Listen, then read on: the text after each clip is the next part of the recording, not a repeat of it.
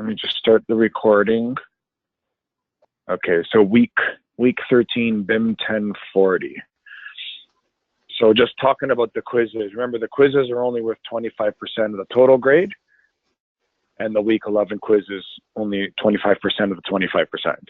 But that's something I did want to ask. So, part of this, what I wanted to do on this session is just to really see how you all are doing, because the strike really put a dent, like it really shifted the whole approach to delivering this course. And my question to you all, because of having the virtual nature of them all, if I've compressed too much, we can stretch out and we can change the deadlines of today to next week and spread it out a little more. I've been getting a lot of feedback, not from you all, but I've been getting feedback from other college students, even some of my nephews and nieces, saying that too many professors are just, they came back from the work stoppage and they're just throwing everything at the students, and the students are suffering. I don't want to do that. So for me, what I'll do, we can use today to just talk through some of these, but I think more importantly, and that's why I was hoping the other two were on, I had a couple of surveys, just very quick polls doing with the online, just to talk about shifting of dates and stuff. For me, if you all agree that it's something that makes sense to do. But yeah, I was looking at the other thing is an error I made, and I apologize. The grading, and it's just an error in the system, it doesn't matter. But on the week 11 quiz, I put the grading as 10 points per question instead of 1 point per question. So it comes out, I think the total points is 120 instead of 12. But at the end of the day, for me, that's just an error in the marking of the system. So it has no bearing. They're all equally weighted completely with the 4 quizzes. To be very clear on that. I think just when I input when I input the questions, I just made a mistake in the grading in the marks per question. But yes. You said there are 4 quizzes, but I think after the strike, you said that there will be 4 quizzes, 3 quizzes total.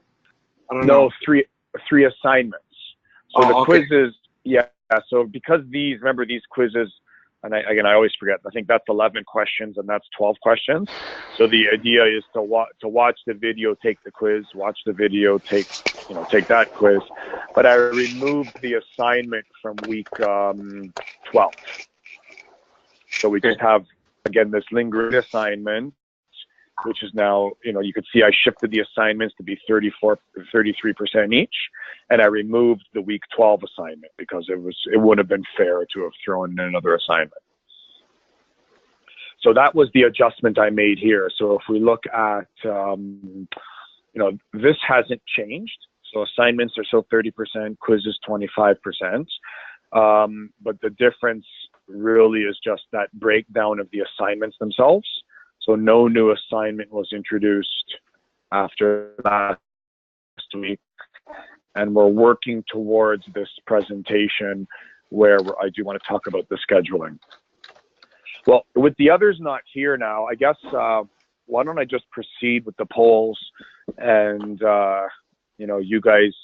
you 4 will speak for the 6 of you. What I was hoping, just to get an idea, and I don't like putting you guys all on the spot. So the responses to the polls you won't see, really I will. But I'm going to launch this first one, and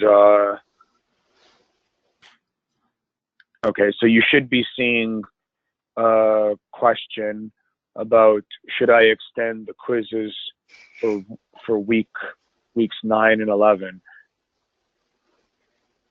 And you should be able to answer yes or no. Now you guys, there we go. So if you could just click on yes or no, whether I should extend the quizzes. It doesn't matter if we have submitted already, right? No, exactly. If you already did it, and that's the whole point of this, because I know some, whomever have already done it. That's why I want to ask the question, right? So, okay. Yeah, and that's why I didn't want to put, it's nobody's business, the timing and scheduling of how you've done it. So that's why doing this anonymously lets me see. So only 3 of you have voted, though. So I want to get 100% voting. So whomever hasn't clicked on the question, I'm not seeing your screen. I'm on the computer. Should I log out and try to log in again? You should. Well, so you're logged into the webinar, but you're not seeing anything? Yeah, I saw the poll, but I don't see your screen. But did you see the poll? Yes, I did, and I answered. You answered. Okay, no, so you won't see my screen until I close the poll. Okay. That's how this works. So whomever, I'm just waiting. There's only 3 people voted. If one more person who hasn't selected yes or no, if you can do that. Because I can't tell who has or hasn't voted. I just know that 75% of you voted.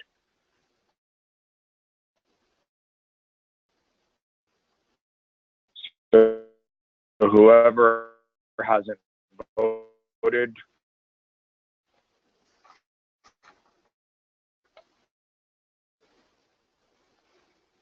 nobody else? All right. So the majority says not to change the dates of those exams, of those 2 quizzes. So that's okay. That means they're set to close today. And I know there's some have done it, some have not. So I'd encourage for those who have not, definitely please do. I want to ask another question here. Have you watched all the videos of week 7, 8, 9, 10, and 11? Yeah, I have. Yeah. Okay, so you just want to, if you can click yes or no on the on the poll there, and if everybody can do that, I just opened up that question again. That's 2 of you. That's 3 of you. 1 more. Whoever's not voting, vote. Hit the button. Ben, Lydia, Sudhara, Vichar. I did. I did it. Yeah, I did too. Okay, Sudhara, I think it's you. Hit yes or no. Oh, there we go, 100%. Woohoo! All right. Okay. So obviously now, so those 2 questions are kind of obviously very much tied together. So if you haven't seen the videos, then obviously the quizzes are going to kind of suck, right? So yeah, I don't know. Yeah, if if you're able to today, or if not, you'll be taking a shot in the dark at the videos, which kind of would at the quizzes, which kind of defeats the purpose. But it is what it is, I guess. And I guess what I'm glad for obviously the majority have seen it, so have seen the videos. So I hoped it was helpful, because I didn't know, for me, this is my first time being a formal prof, and I hope it was helpful being able to have at your leisure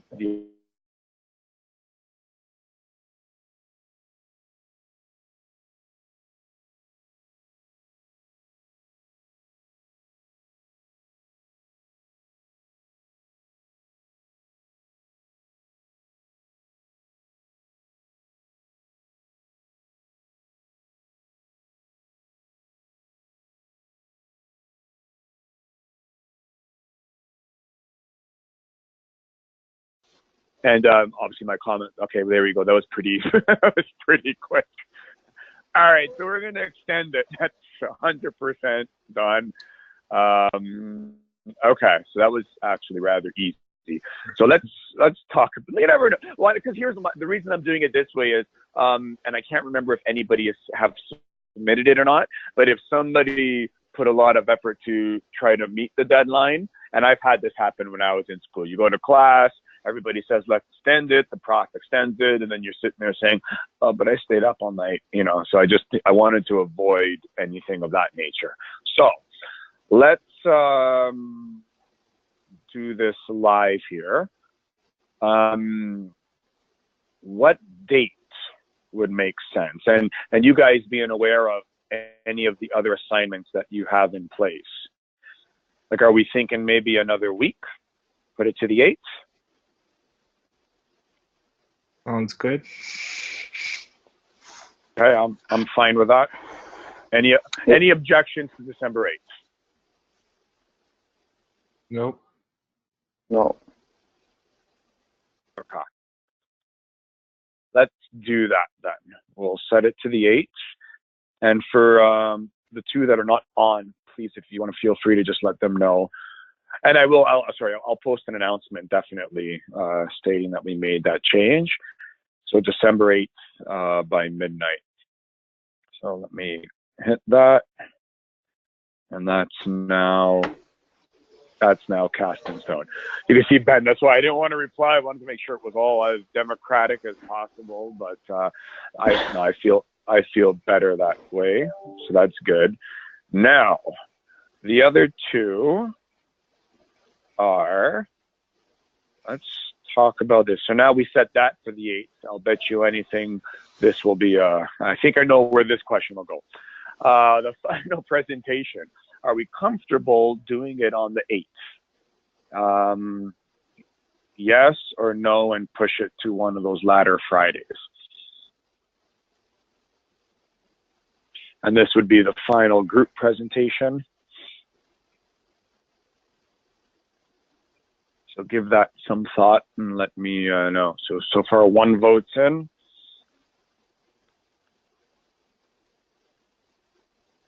Because I know they extended the semester to the 22nd, and then so my goal, obviously, I don't want to push the final presentation to after the holidays, because the final question is about the final exam. So that's why I want to see your thoughts are. I'd like to have this at some point, obviously in December. So 2 votes, 3 votes. All right. So we got 75% saying December 15th, 25% the 22nd. So if we're all cool with that, what we'll do is essentially that means next week. So if you recall, we were a 14-week class, and this week 14 was scheduled to be December 8th. What I would do is shift week 14 to December 15th, and that would be set as the date for the final assignment. So that would be the in-class presentation. And then we'll talk a bit about that today, obviously, as well. But that would be the in-class presentation, and then at some point later in that day, posting of the PowerPoint and the BIM execution plan. So is that cool? Sorry. So sorry. Let me rephrase that. I forgot what I did here. The in-class presentation would now be pushed to December 15th, and then you would still have the extra week to upload and post to Blackboard the final presentation and the final copy of the BIM execution plan. So I'll still leave that as the 22nd. I didn't get it. But what we are supposed to accomplish for December 15 and what's for 22? What's the difference? Okay. Yeah. So remember. So for this final one, what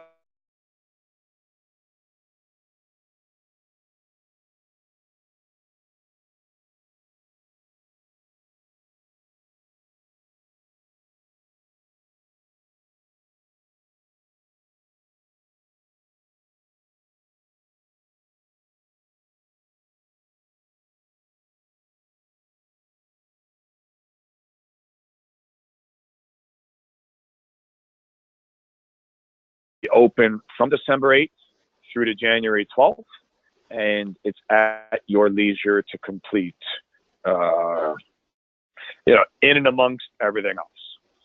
And obviously, my suggestion would be, my goodness, don't wait till January 21st or January 11th, because that'll be a month after, everything after Christmas, and you'll forget everything.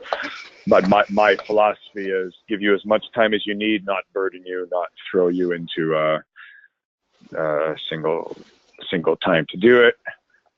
So 75% voted so far. One more vote. One more yes or no. Okay. So that'll stay 100%.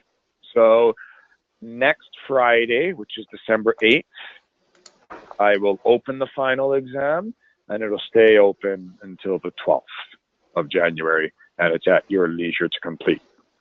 Okay, so that's cool. I'm glad I did it that way because it's, obviously it was anonymous voting from your perspectives, well, and from mine too. I think I can get a summary of who voted for what on the go-to, but that's irrelevant. Okay, let's talk about this presentation and BIM execution plan. So the final deliverable is twofold. BIM execution plan and the PowerPoint. That's the final deliverable. So that's what we're seeing right here. So what happens is, as we just voted, the week 14 class is going to shift from Friday the 8th to December the 15th. And in that class, each team, so you're each in pairs of two, will just present your collective BIM execution plan. And the presentation, and there's a purpose for this, right? So in typical projects, so think about everything we've talked about this whole course, right? This is my life. Hey, Brent, we have a project. Awesome. We need a BIM execution plan. Okay, I grabbed the template. So that's what this is saying. Grab a template. You can use UK or North America. I don't care which one you use. Based on the criteria from assignment week 5 and week 8. So I got the project outlines. We're going to start to just put the plan together. So it's, there isn't a lot of tricks to that. The plan is what it is. It has all of its pieces. There's the collaboration diagrams, the technical solution, and all of it comes together into one big plan. And then they say, great, now present it to the team, the project manager, the client, the external party, the contractor, whomever. But we don't present the filled out template that'll bore people to death, and it's horrible. So the idea of week 14 is put a quick PowerPoint together on what you think would be the best thing to portray to me as your project manager, right? So you're going to do the plan anyway. I'm going to see the plan. You're going to hand it in on the 22nd, but also you're going to do this PowerPoint of you're standing in front of the project team, in front of the project manager, whomever, saying, this is my BIM execution solution for the project. And these are the quick things you need to know. So some of the things that, I'll show are the software, the delivery, the mode of delivery, maybe definitely collaboration diagram and technical solution diagram, because it's, you don't want slides of text because you bore everybody. Nobody, you pray people will read your execution plan, but we will never present that. But it's the picture. These are the softwares we're going to use. This is the type of project. This is the type of people. Oftentimes the thing that resonate are those collaboration diagrams from week 5. Like, look, we've got this project. It's scattered across the globe. We're going to use these tools to share. We might have a workflow.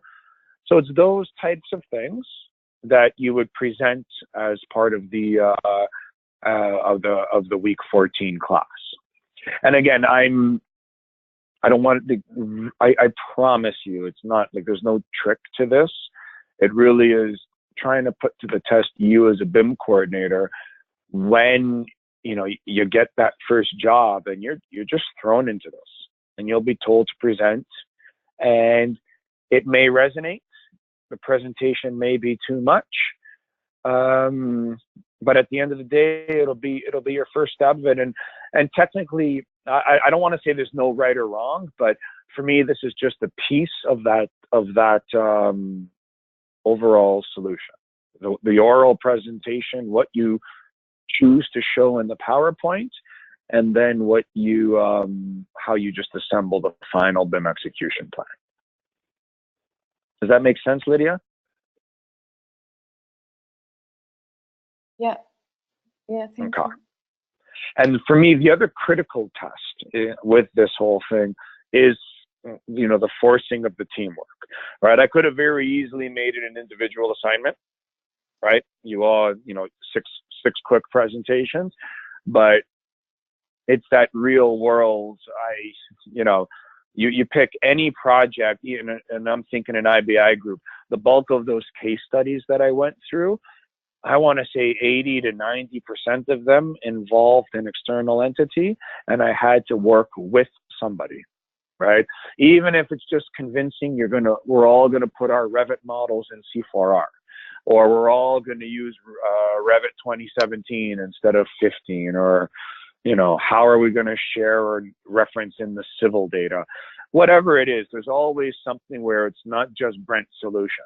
I'd have to sit there and convince and, you know, give and take and, you know, compromise, and then go back into IBI and get yelled at because we have a standard, but we're doing something else because the external entity is forcing it. So it's just, you know, obviously the magnitude of two of you working together is nowhere near what what we do face in the real world, but it's just, for me, it's good practice really to get you guys to experience that. Ravi, I see that you're logged in, so you missed the polling we did, but we did make a couple decisions to extend the week 8 assignment by a week, as well as to shift the week 14 presentations from December 8th to December 15th. So I will be summarizing that in the closing announcements for this week, but yeah, I just wanted you to be aware of that. Okay, are there any questions about the week 8 assignment or about this final presentation assignment here?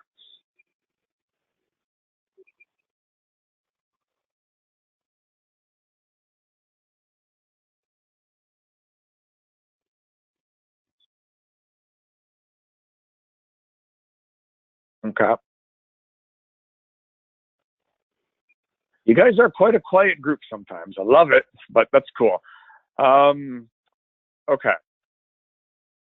So I guess one thing then is, are there any questions about the previous, anything anyone has seen from the previous week's videos, from week 7 to 11, or anything prior to that? Did anything come up of interest or anything that you wanted to raise?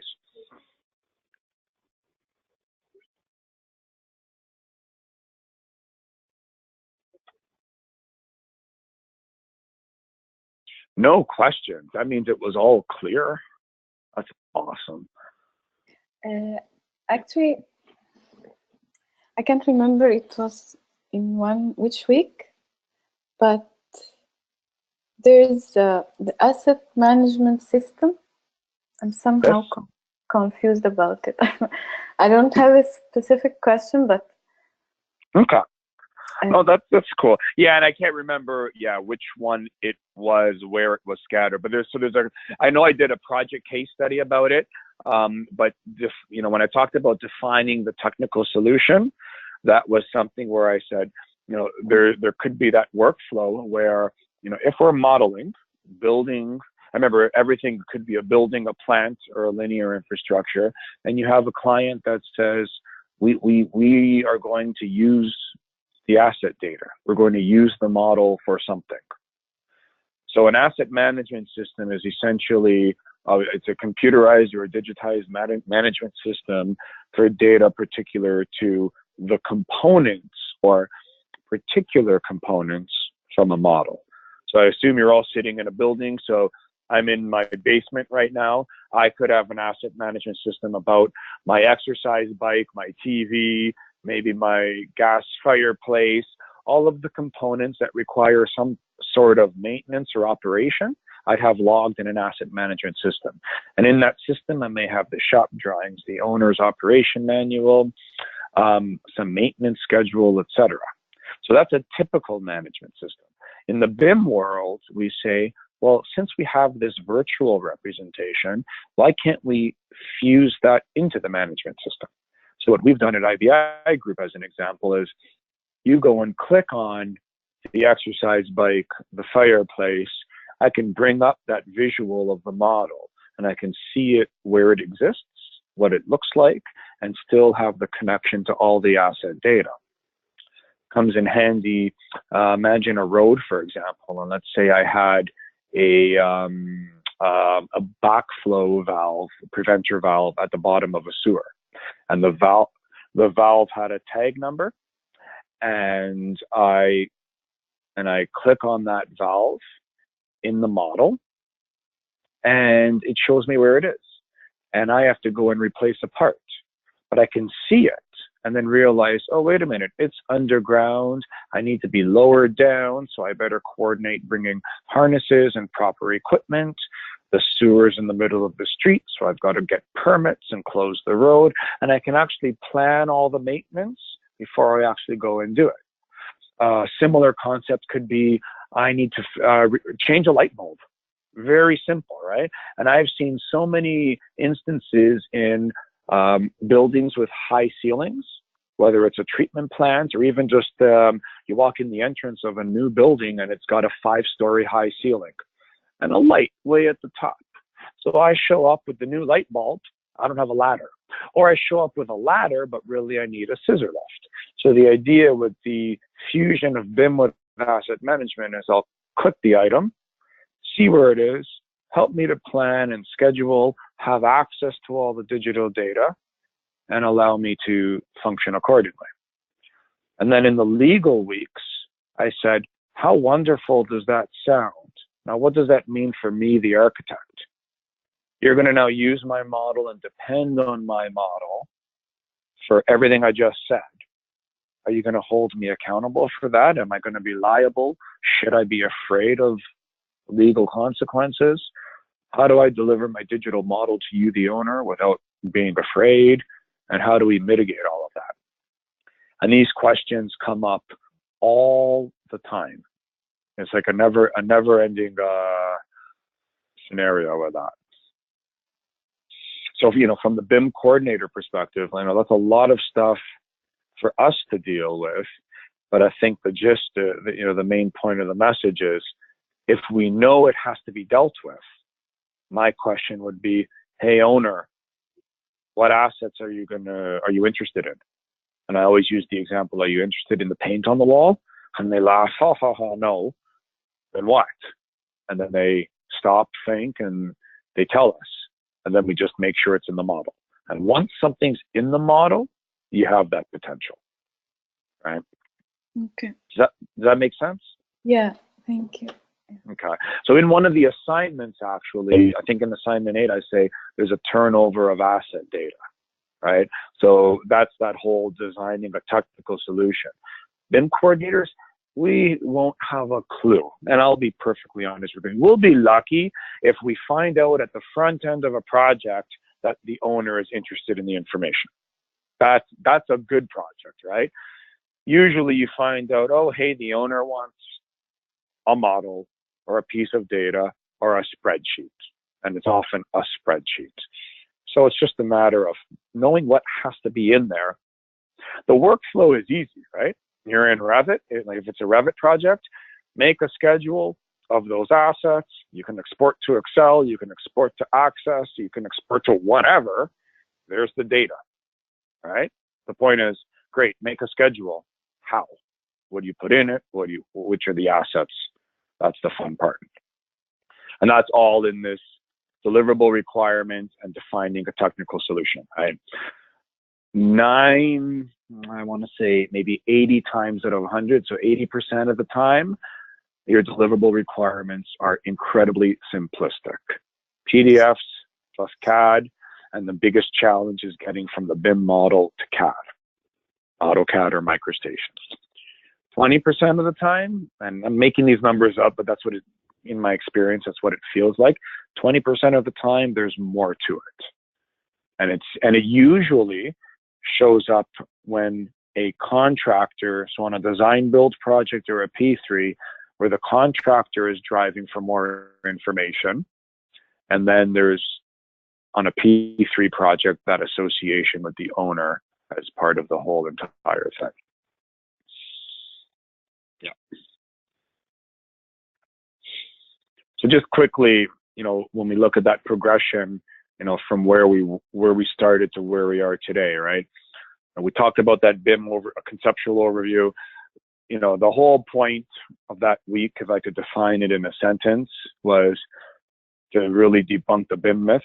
BIM is not for buildings. BIM is not for architects. BIM is about a process of managing information. That's the gist of it. There's really no limit. There's no scale of BIM. You can have big BIM, little BIM, large projects, small projects. It all doesn't matter. Anytime you open any one of those authoring tools, all you're doing is, it's like Lego. You're putting things together to create assemblies of assets. The client's EIRs, so the client requirements, the employer information requirements, when in existence, are the critical thing, right? No matter what we want to do as a firm, as a collection of firms, as a project, it's all second to what the client wants. So when the client has a requirement, that's the overall governing, this is what we must meet.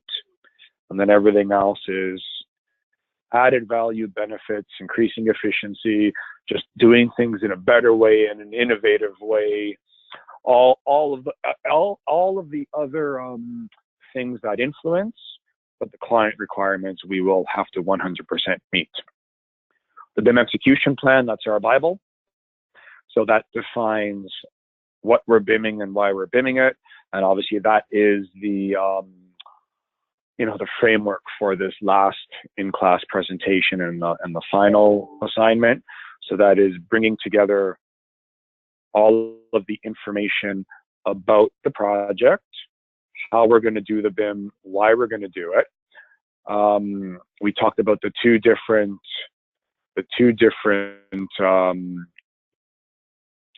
templates, and there's no right or wrong in my opinion. For the sake of this class, I've exposed you to the Penn State for North America and CPIX for the UK.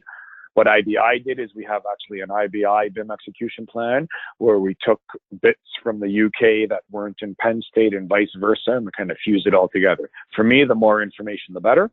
So when you're doing that final presentation, the final assignment, take that execution plan and just fill it out as you think would be the best approach, right?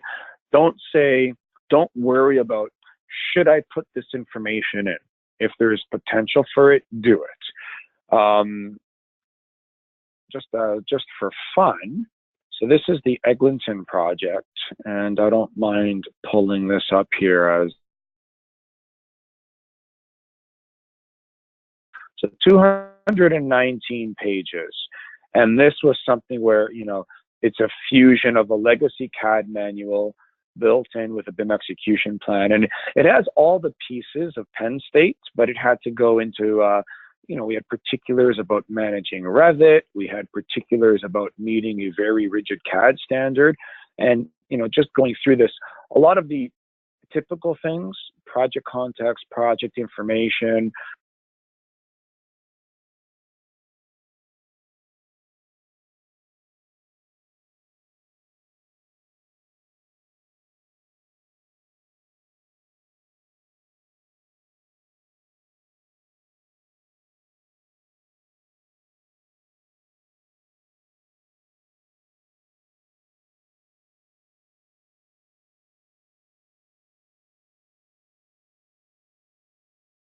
level of development matrices, etc., and then the depths of very specific CAD standards. Now, in your assignments, we don't get into this at all by any means, right? There's no particulars in that. But in the real world, for this project, we threw it all together into one. And you can see this goes on and on and on, defining all the particulars of file naming, CAD standards, appendices, layers, etc. And it was designed to purpose fit the project itself. And you can see at 218 pages, there was a lot to it. Now, I chuckle about saying, hopefully people read the execution plans, because, you know, two plus years on that project, we get questions that clearly portray the fact that, yeah, that plan wasn't 100% read, right? But it is, you know, it's the document, it's the governing factor upon which the project will function. And, you know, another example here, again, major projects, but you can see formatted a little differently. Typical things, your project information, your contacts, your goals, your uses, some roles, and then a bit about the standards. And then we went on and on, you know, still the typical sections of the Penn State. Now, you know, I'm showing this because you can add other pieces where appropriate. So, you know, just read through, think about what you'd want to portray, and portray it. And as I said, there's no right or wrong per se, right?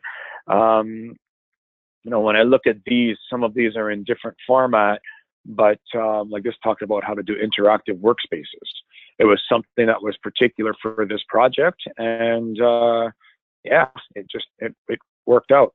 A little bit of a smaller BIM execution plan, but that's the nature. You know, it governs the project. That's, you know, that's the message. But, you know, just take those templates and rock with it. Riddled in those BXPs are software we're going to use and how we're going to collaborate. And the week 5 assignment, as I said, I love those collaboration diagrams. It's funny, that was when I started with BIM. Those were the first things. It wasn't about how are we Reviting, how are we doing EcoSim, how are we doing Graphisoft. It was how are we sharing the stuff. The biggest hurdles to overcome. So those collaboration diagrams, I loved what you guys did with those. BIM uses, that starts to get into talking about, well, asset management versus 4D simulation. What can you do with BIM models? And it's funny, I had a proposal call earlier this morning. That's the beauty. We're going to stand up in front of clients and say, hey, we do BIM. Therefore, when we do be making this win, and with that repository, boom, we could say whatever, right? And if we sell it, then we can gain those clients, and then we increase potential of work and revenue and business and excitement and innovation and all that good stuff. But coupled with that, we then talked about deliverable requirements. And deliverable requirements are kind of fused into everything from week 2 to 6. So depending on what the client needs, type of software, how we're sharing, and the various uses, we'll have deliverable requirements. So an example there is, what if our BIM use says we're going to do analysis, and we need to deliver our structural model analysis to a value engineering external party. Or maybe the client says they want to see the hydraulic numbers for the pipes, right? I don't know, I can make up anything. The point is, if we're doing an analysis, there may be a deliverable requirement. If the client wants DWGs or DGNs, there's definitely a deliverable requirement. If we are doing the BIM use of asset management and the client has a specific system and a specific mechanism for import, we may have a deliverable requirement. Excel, SQLite, Access, whatever. All of that, week 2 to 8, forms this technical solution, which is subject of that assignment. So, you take everything, you analyze the project's criteria, what the needs are, so the aspirations of the project, the requirements of the client, what we're going to be doing with the model, and all of that forms an overall technical solution, types of software, how we're sharing and collaborating, type of project, etc. Then you look at week 1 to 8, And you say, great. Now I'm an architect, I'm an engineer, and I don't want to do it. Well, why? Why are you afraid? What's the legal fear? I talk heavily in week 9 about limit of liability. And if you watch that video, I think I showed that the limit of liability waiver. And that's been something, you know, as BIM coordinators, that is such a powerful thing for us, because I'm always faced with, I don't want to be liable for that. Good, don't be. And they just stop and look at me. What do you mean? Here, put in the paper. You're not liable for that. Done. And that's it. It is there. And I say this as a practicing architect. I've had this dialogue with my professional association. I've asked the question, why are we perpetually scared to share information? Right? And, you know, legally, I do have a colleague some of those legal slides came from my colleague at Glaholt LLP. And I've said to her, how am I negligent? Or what makes me negligent? And an example would be, I'm going to give you this digital information, and I guarantee to you that it is right. And if you do this with it, you'll get this result. So if you take my information, I guarantee you'll be able to do X, Y, and Z. And then it doesn't happen. I'm negligent. I made a guarantee on something I wasn't in the proper place to guarantee.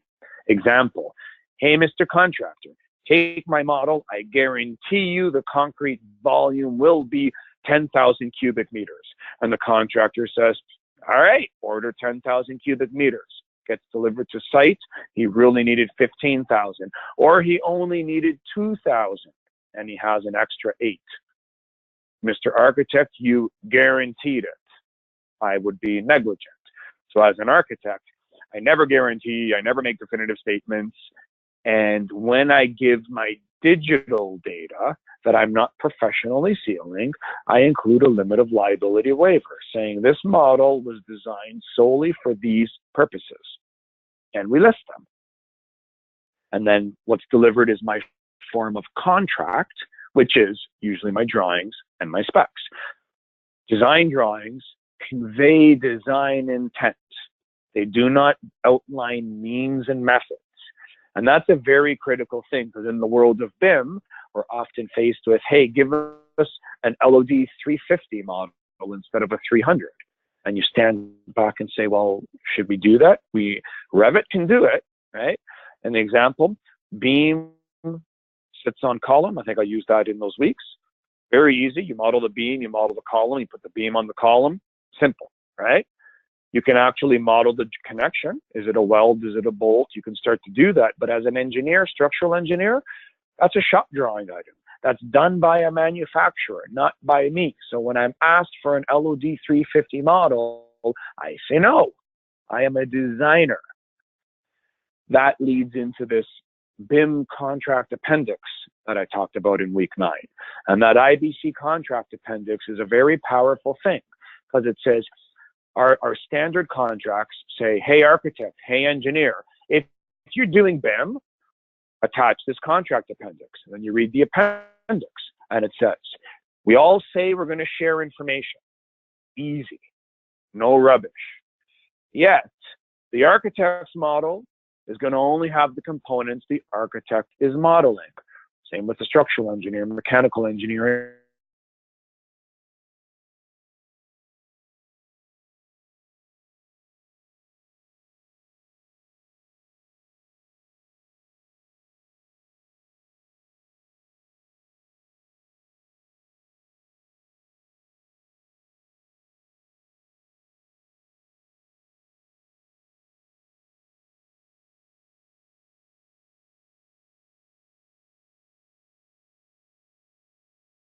saying that we know digital information is leaving, we know it's going to be used for other things, and all parties agree that they're assuming their own risks when using or sharing other people's information. And it removes that fear of negligence, that fear that built up over the last decade, where it's, hey, now that you're doing BIM, you're going to do more for me. No. I'm an architect. I'm going to give you a piece of paper. If you want more than paper, we're going to work together, but you're not going to try to sue me and try to get my insurance money. And make me responsible for means and methods and connections and make me try to design things that normally I wouldn't and I don't get paid for and all that good stuff. That's the legal world. So we have mechanisms as BIM coordinators to help mitigate that. Then the next week, I talked about project delivery. I got really focused into that because legal, it's what I described is all valid. Project delivery convolutes it a little bit. So there's two aspects from that week. It was the importance, and I've always stressed scope, schedule, budget. If you're doing something, you don't know why you're doing it, and you don't know what you have to do, you don't know the schedule to do it or the budget to complete it, it's one big mess. It's just insane. So scope, schedule, budget. My staff at IBI, I ask them, what are my 3 words? And they just repeat scope, schedule, budget. And, you know, it's ingrained. I've got to keep reminding them that that's important. The other aspects of project delivery is it design, bid, build, where we're both contracted to the owner and working with the contractor, or design, build, where the contractor is now my client. And imagine the beauty of that. As an architect, I have all what I just said about risk and liability, and I'm modeling for design, etc. But I'm speaking to my client who's my contractor. And obviously they want more. So it's about finding that happy balance between what do the design teams do, what do the construction teams do, and how as BIM coordinators do we orchestrate, again, we're the orchestrators, this ability to 100% work together and not overburden any one team versus another team. That's a fun balance. Week 11, we talked about, I just went through case studies. So that was kind of a light week. Just, you know, I figured 10 weeks of listening to a lot of Brent. Week 11, let me show you some real stuff. So it's not just theoretical, but, you know, you see, you know, BIM in action on projects, some of the buildings versus linear infrastructure versus pure what I call intelligence projects, or what IBI calls intelligence, and that's projects rooted solely on information itself. So Lydia, back to that, your question about asset management, some of those latter projects in week 11 there, they were solely projects about data. So that's where we're managing information for clients, and we're using the BIM as some form of virtual or graphic representation. And that may be a BIM model itself, or it may be GIS. And GIS is something that is very, you know, we do touch upon it a bit, but I'll just show you, let me show you this guy here. So in those case studies, I have one example where I say the model is a GIS model. This here is Esri ArcGIS Online. And what it is just showing LA, it's a freeway beautification program, and it's all about just various types of data.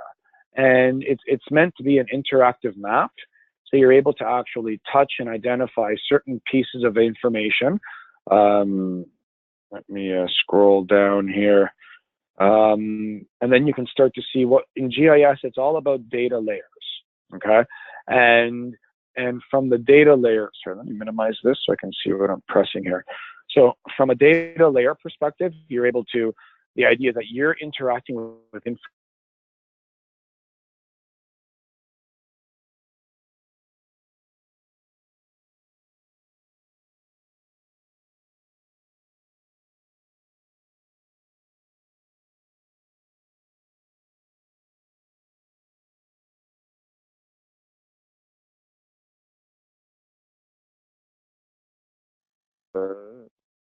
Something went wrong with the map. Isn't that wonderful? All right, so I guess that's the end of that one. Let's see if I can go to High Park infrastructure. And you can see that, so the first one was more about land development and city planning. This one here, this is more related where we took a Civil 3D model and fused it into ArcGIS. And just like Civil 3D or just like CAD, you can turn data layers off and on. But the beauty of this is you can portray it and interact with it with a client. This is just an online website. So showing you this because this would be an example of a kind of like an asset management delivery to a client where they say, look, I want to have a spatial awareness of my utility assets.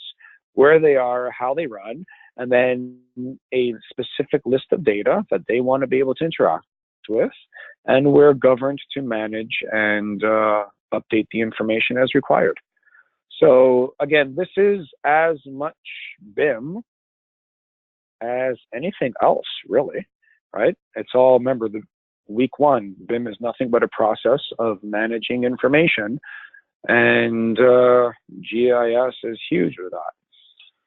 Led into BIM use workflows from last week, and those there, again, is think of everything from week 1 to 11, and whatever we say we're going to do, how are we going to do it? So on that final presentation, I'm hoping to see just one workflow from, grab the one of those from Penn State. I can't remember which one I put in there. It doesn't matter really. So let's say we're going to do clash detection.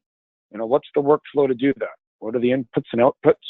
And I think the example I used, well, regardless, using clash detection as an example, you can't do clash detection unless you have something to clash or to analyze.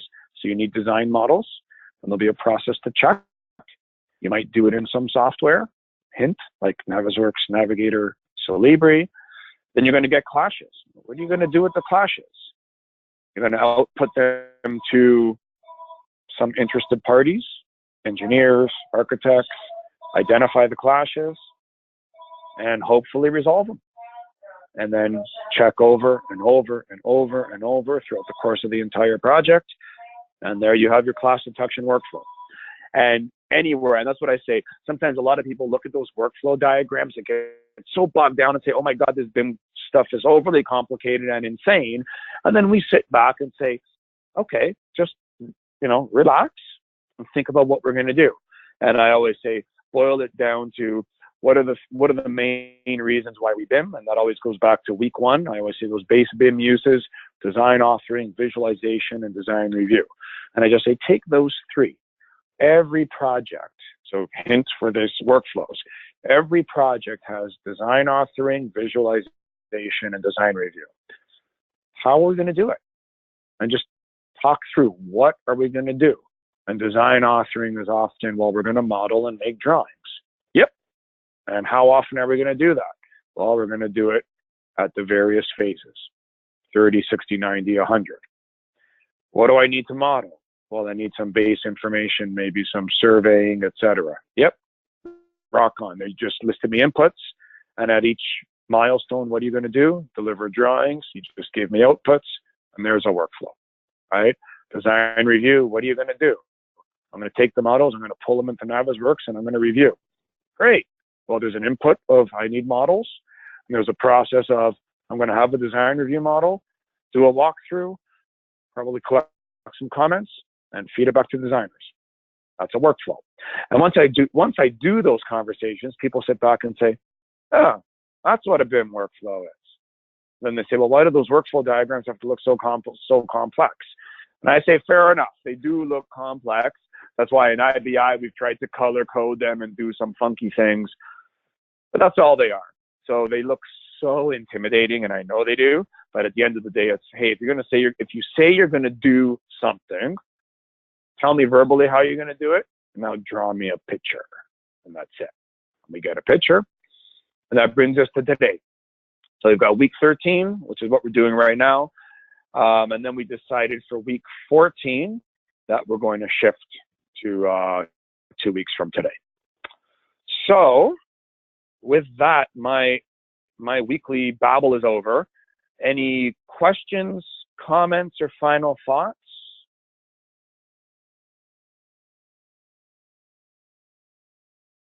So for next week, we have a class or no? No. So what I'm going to do is I will adjust this. This webinar to be the 15th, and I will change. I'll add an announcement to summarize all the changes, but I don't think I have the date on here. But yeah, so it'll show up. The webinar will be set to the 14th. Sorry, December 15th, the Friday, and I'll make a note of that in the in the announcements. So what we'll do, because obviously there's a few things here with the week 8 assignment and starting to prepare for the final presentation. Just as I encourage you all, correspond with me. If you want, I'll make myself available. If you want to have verbal conversations, one-on-one, just let me know.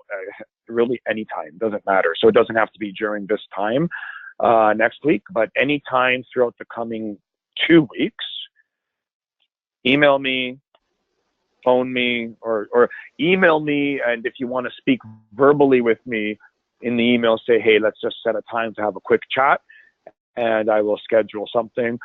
Our last class, which is the week 14 class, just to re-summarize, will be Friday, December 15th. And at that class, that's when each group is going to do their presentation.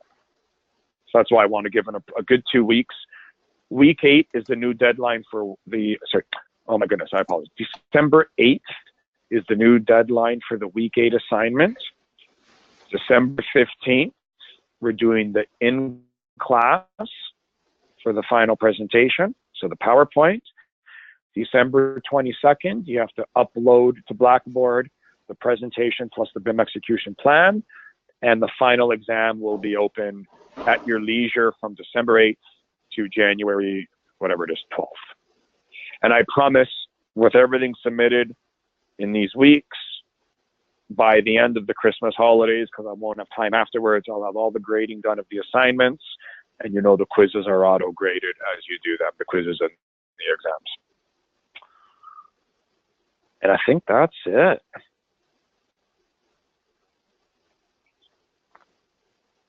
Any other questions or comments? I have a question regarding the assignment for week 8. Yes. So you said for the software definition and everything, in one of the previous weeks during the strike, you said that Revit maybe not the best option for that, and you said like maybe Mac, I think. What did you mean by that? Like another software? Maybe Mac. Would you?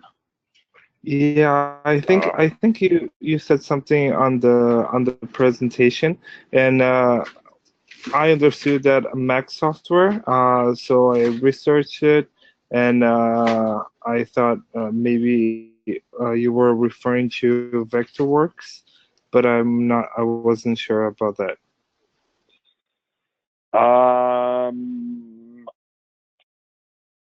I am not sure. So let's just look at the goals here.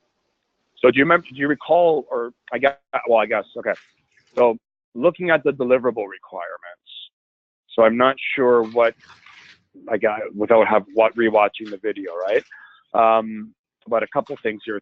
The owner will accept either format, okay, and the PDFs of the drawings. So that's pretty easy from that perspective. The type is a school located in Ottawa, so it's a building. There's no prescriptive specific law. I think maybe I was saying there's no prescriptive requirement for work in progress. So, thinking of what I may have said, right? Revit is not the only option for this project.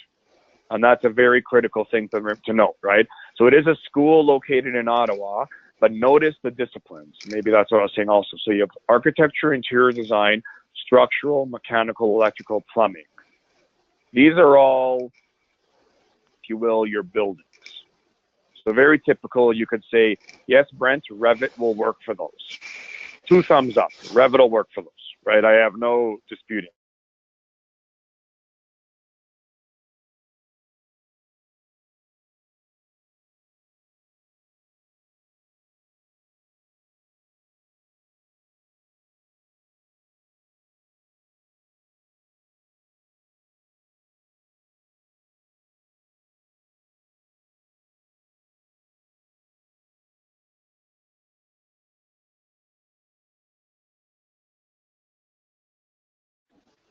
putting trees and planters, fine. But communication lines and, network communications, internet lines, stuff of that nature, site civil, so drainage swales, underground utilities, plumbing, so sewer pipes, gravity drains, natural gas, stuff like that. Revit starts to get a little challenging for that. So I may have been saying, think about the potentially plant tools for that, MEP tools. So AutoCAD MEP designed specifically, maybe plant 3D, civil 3D particularly could do the civil pieces. So again, I'm not sure what the context of what I said, but in this one, when I'm saying defining a technical solution, if as a BIM coordinator, and I've seen BIM coordinators do this, go into an office, go to their civil team and say, hey, it's a Revit project, you're all going to use Revit. That really just doesn't resonate, right? And then I've been here, yeah. So everything must be modeled from all the disciplines. Therefore, these pieces must be modeled. Therefore, we've got to just pose a technical solution that includes something capable of modeling the specifically the site civil and the civil utilities. And the owner will need access to the work in progress collaboration system. So the owner doesn't care. We're not prescriptive. That's an important one. We're not prescriptive of what the width is, but the owner is going to be poking into the model. So if we said, so if this was a 100% Revit project, if it was, which it can't be, but if it was, and you said, well, we're going to use our internal servers, that wouldn't satisfy this because the owner has to be part of it. So, not trying to throw tricks at you, there's only a couple mechanisms that will allow the owner to be part of it, and it's got to be whatever tools, whatever software is selected, the collaborative system has to involve something cloud-based, right? So if there's a Revit, you've got to have a ProjectWise or a C4R. If there's a MicroStation or Bentley Solutions, you've got to have most likely ProjectWise, and it really just narrows the piece. So I'm trying to keep it open, but it closes. The other thing, the BIM goals, design, authorship, and review. So let's say it's an Autodesk solution. You probably have Navisworks, right? Visualization, there may be use of 3D Max. Cost estimating and schedule simulation. That's an interesting one, right? So, there may be an additional piece of software that you want to throw in the mix. Maybe you're going to just use Navisworks for schedule simulation. Maybe cost estimation. There might be something like a Trimble or something else. And then the asset management as a goal, we're saying here that, any asset has to be managed and thus modeled. So really that's just saying that everything that's designed is modeled. I'm not giving you particulars of the asset. I'm just giving you particulars that you need to be able to populate a spreadsheet.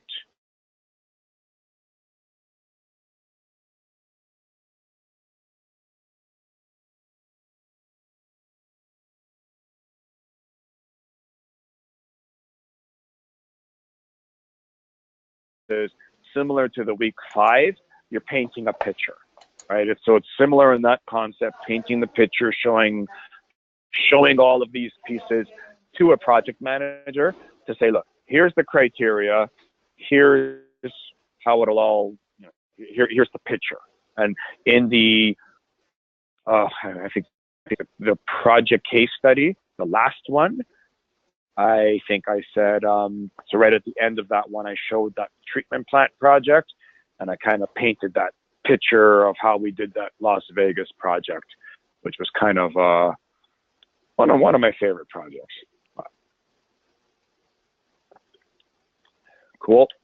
And if you want, just for ease, grab your week 5, use the same PowerPoint, the same, whatever you use to portray the collaboration, use the same thing to portray this. And then that when you get to your final, to the final presentation, you already have the start of your diagrams, and just make sure you follow the criteria of that final, and don't redo stuff is my point. And trust me, that's a very valid BIM coordinator trick. If you've got to do these diagrams, once you have one started, and as you could see from my presentation, a lot of them get used over and over again with different content, reshaped, etc. So. Okay. Cool. Okay, so I will be posting this video. In the announcement, I'll quickly summarize all of the adjustments we've made in the coming months, and we'll be back online in 2 weeks for the last live session. Okay. Thank you so much. Okay, Thanks, everybody. Have a great weekend and have fun. Thank you. You too. Okay.